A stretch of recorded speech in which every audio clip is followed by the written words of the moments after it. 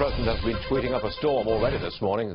Another one. This one is about North Korea. Here it is. Kim Jong-un of North Korea made a very wise and well-reasoned decision. The alternative would have been both catastrophic and unacceptable. He's referring to the North Koreans backing off from their threat to launch missiles towards Guam. Mike Baker is with us this morning, former CIA guy. The president's making the point again. Show the North Koreans you can take them if you have to, and convince them that you are willing to do it. This is more of the same, isn't it? And I say it's a winning policy thus far. What say you, Mike?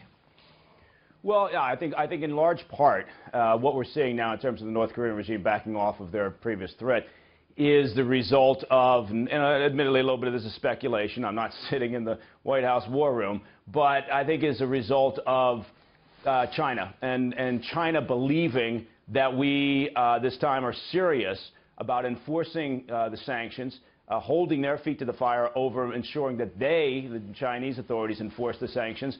And also I think they were worried about the administration's view on the trade imbalance and what they may do there. So I suspect the Chinese were, at this point in the game finally, sat down with the North Korean regime and said, you know, the system's changed, and they're not going to support them. It's not over, though, is it? I mean, the missiles are still there. No. The bomb is still there. I don't know whether we've got an aircraft carrier there. I don't think we do. We've got an anti-missile system there. We're ready to shoot one down. The standoff actually just continues, waiting for something to happen.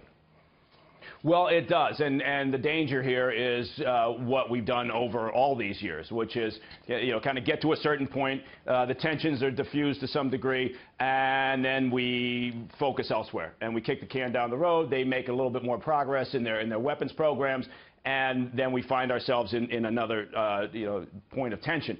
So, yeah, what do we do now? Well, I think the first thing is we have to keep the pressure on China. We have to ensure that these new sanctions, the newest round, are enforced. We have to call out the Chinese when they try to circumvent them, if they do, and we have to maintain that pressure. If the Chinese authorities actually do enforce the sanctions from their side, the North Korean regime, as I think it has been explained to them over the past few days, will feel significant pain, and that will threaten what Kim Jong-un's primary goal is, which is his maintaining leadership. So that could then lead us to a point where we could have significant talks about not only de-escalating these tensions, but possibly the denuclearization of the regime. Well, I'd call that a plus, Mike Baker, and thanks for joining us. That would be a plus. Yeah, a huge plus.